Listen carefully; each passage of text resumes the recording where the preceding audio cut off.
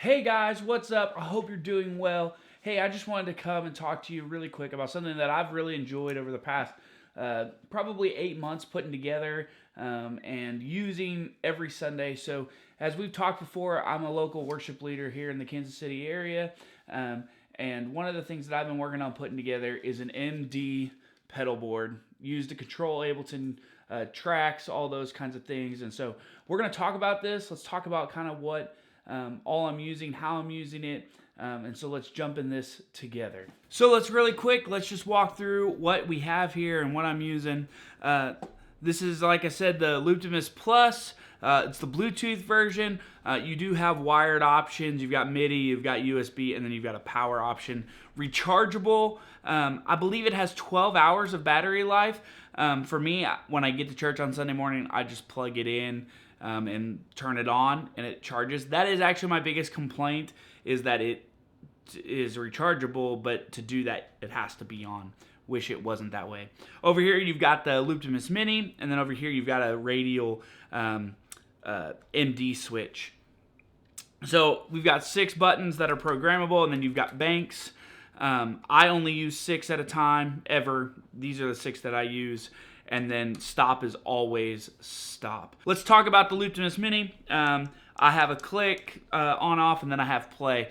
I believe that personally this switch is a necessity to be able to use the Looptimus. I tried using it without it, and I just felt like it was really limited. I felt like I could never get everything I wanted. I just did like a previous, next, and then play and a click on and off, and that just frustrated me. So I spent $130 and I bought this expression, this added out switch. Over here, you've got the radial MD switch. I have this beautiful pink tape, as you can see, across the whole thing, and it just says push for MD. And so you push it down and then you can talk. It is a non-latching switch, so it's always on. It's not like an AB. I kind of wish it was that, but at the same time, I probably would forget. And since I lead worship and I sing most of the time, I would forget to switch it back and forth. And so it's probably best that it is just a push down to talk. So the MD channel is only live when you press the button, and then front of house is only live, is always live other than that. And then you've got an input for a mic. So it takes one wired mic and then 2 channels out of your mixing console to send it. So like I would run the MD mic to your click track in a mix bus, so that way you can always have it in your ears. In my opinion, the click's not optional. It is a necessity. It is needed, and so everybody should have it. Well, the same thing with that MD mic. If you're going to have someone running MD for you and calling what's happening, changes, whatever that may look like, everybody needs to hear it. And so personally, I would have it set up that runs to the click track, and then if they don't want to hear me sing, that's not the end of the world. You could run the front of house always to the ears if that's really what you wanted. In my opinion, if you do that, you don't really need the MD switch. That kind of seems pointless, because it's the option is to be able to sing and then also talk to people if you need to. You could, I guess, go the other way, and then you have to step on it to be able to talk. Or to be able to sing, but I don't personally like that idea, because that would be annoying to just keep your foot there the whole time. This is on a Pedal Train Nano Plus, and the reason I did that is just so it's all together. I have a Pedalboard mic stand, so it's got this flat base and it goes under the board, and then I can just pick the whole thing up, walk away.